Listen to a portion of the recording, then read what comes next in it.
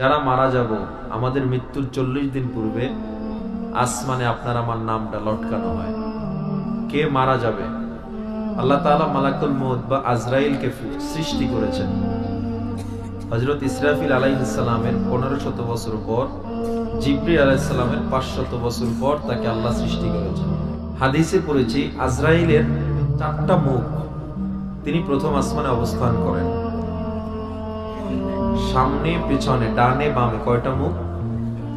আজরাইলের 4টা মুখ। আজরাইলের পাখা বা পালক, প্রত্যেকটা পালকের মাথায় মাথায় আবার নাক রয়েছে, মুখ রয়েছে এবং 2টা হাত রয়েছে।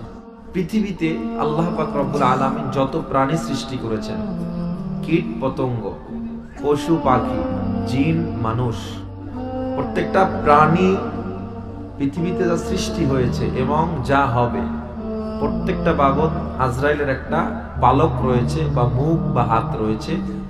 যখন কোনো মানুষ মারা যায়, ওই শরীর থেকে, আজরাইলের শরীর থেকে একটা পালক পড়ে যায়। আবার যখন কোনো মানুষ পৃথিবীতে জন্মগ্রহণ করে, সাথে সাথে আজরাইলের হাতে বা পালকে আরেকটা পাকা জন্ম নেয়।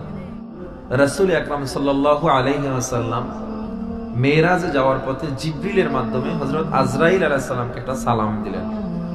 আজরাইল আলাইহিস সালাম সালামের উত্তর দেয় না। আল্লাহ পাক রব্বুল আলামিন সাথে সাথে ডাক দিলেন, হে আজরাইল, মুহাম্মদ সাল্লাল্লাহু আলাইহি ওয়াসাল্লামের সালামের উত্তর দাও এবং আদবের সাথে যা প্রশ্ন করে সঠিক উত্তরগুলো দিয়ে দাও। তখন আজরাইল, ওয়া আলাইকা ইয়া রাসূলুল্লাহ ওয়া আলাইকুমুস সালাম ইয়া হাবিবাল্লাহ, নবীজি সালামের উত্তর দিলেন এবং আজরাইলের যে আসন চতুর্থ আসমানে, সে আসন থেকে উঠে দাঁড়ালেন এবং বললেন, নবীজি আমাকে মাফ করবেন। আল্লাহ আমাকে সৃষ্টির পর থেকে যতগুলো দায়িত্ব দিয়েছে, আমার এমন কোনো রুখসত ছিল না বা ছুটি ছিল না আমি একটা সেকেন্ডের জন্য আমার আসন ছেড়ে আমি কারোর সাথে কথা বলবো। কারণ পৃথিবীতে প্রতিদিন আমার কোটি কোটি প্রাণের জান নিতে হয়। নবী করিম সাল্লাল্লাহু আলাইহি সাল্লাম এবার আজরাইলের সাথে কথোপকথন শুরু করে দিলেন। আমাদের নবী নবী জিজ্ঞেস করলেন, হে মালাকুল মউত, আপনার 4টা মুখ কেন? তখন আজরাইল আলাইহিস সালাম উত্তর দেন, হে নবী, আমার সামনের মুখটা আল্লাহ তাআলা নূর দিয়ে সৃষ্টি করেছেন। আমি আমার এই সামনের ফেস দ্বারা, মুখ দ্বারা আমি মুমিনদের জান কবজ করে থাকি।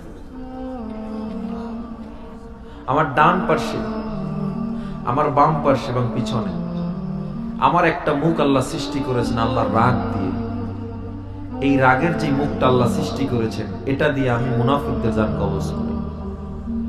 আমার আর একটা ফেজ আল্লাহ সৃষ্টি করেছেন, আল্লাহ তাআলা আগুন দিয়ে সৃষ্টি করেছেন। এই ফেজ দিয়ে আমি কাফের মুশরিকদের জান কবজ করি। আল্লাহ পাক রব্বুল আলামিনের পয়গম্বর আজরাইলকে প্রশ্ন করলেন, আপনি কি আপনার আসন ছেড়ে কখনো ওঠেন না?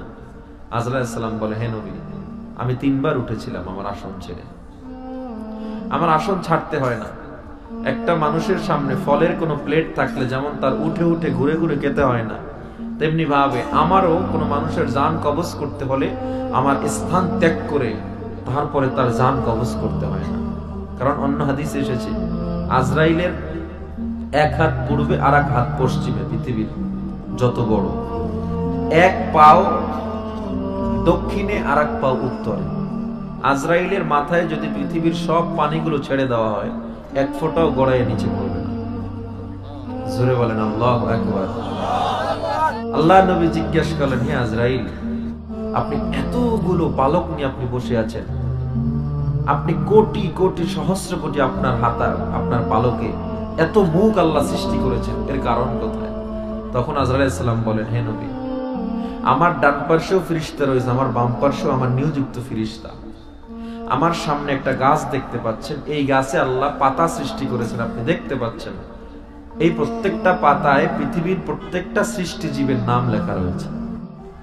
এই পাতাটা যেই মানুষ মৃত্যু হবে, এই মানুষের মৃত্যুর 40 দিন পূর্বে একটা পাতা ছিঁড়ে আজরাইলের সামনে একটা নূরের টেবিল রয়েছে, ওই টেবিলের উপরে পড়ে যায়।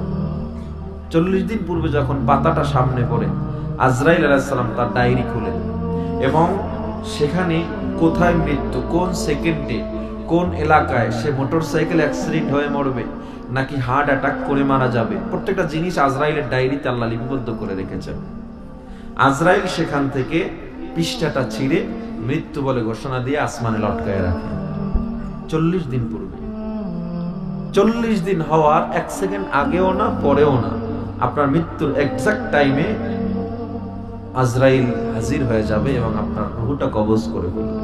একটা মানুষের রুহ কবজে কত কষ্ট! প্রত্যেকটা মানুষকে মরতে হবে, প্রত্যেকটা প্রাণীকে। একটা পিঁপড়া মারা যায়, সেটার জানো আজরাইলের হাতে চলে যায়। আল্লাহর নবী প্রশ্ন করেন, রুহুটা কি? ইসরাইল বলে, রুহু কি আসলে আমিও জানি না। আমি যখন রুহুটা হাতে নিই, আমার হাতের তালুতে একটু ভারী অনুভব করি। রুহু এমন একটা জিনিস। মৃত্যু যন্ত্রণার ব্যাপারে আমরা হাদিসে পড়েছি, হযরত ইদ্রিস আলাইহিস সালাম বসে আছেন, হঠাৎ করে এক আগন্তুক আসছে, খুব আল্লাহওয়ালা, জুব্বা পরা, পাগড়ি পরা। ইদ্রিস আলাইহিস সালাম প্রশ্ন করলেন, হে আগন্তুক, তুমি যাচ্ছ না? কে তুমি? আগন্তুক বলে, আমি আজরাইল। সুবহানাল্লাহ।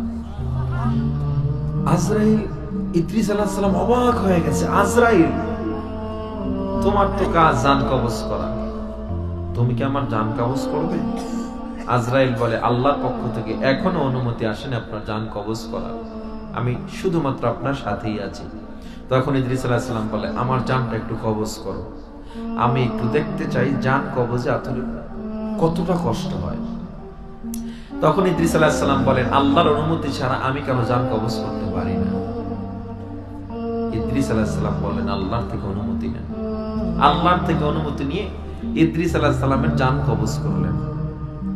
ইদ্রিস আলাইহিস সালামকে এবার প্রশ্ন করা হয়, হে ইদ্রিস, আপনি তো বললেন জান কবজের কথা, আপনি কেমন কষ্ট অনুভব করলেন?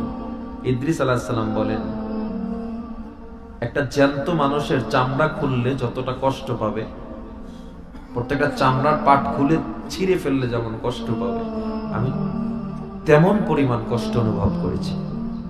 তখন আজরাইল বলেন, আল্লাহর কসম, যে আল্লাহর হাতে আমি আজরাইলের রূহ, ওই আল্লাহর ওই সত্তার কসম, আমি পৃথিবীতে যত প্রাণীর জান কবজ করেছি সবচেয়ে সহজে আপনার জান কবজ করেছি, সব থেকে সহজ এবং কষ্ট কম দিয়ে।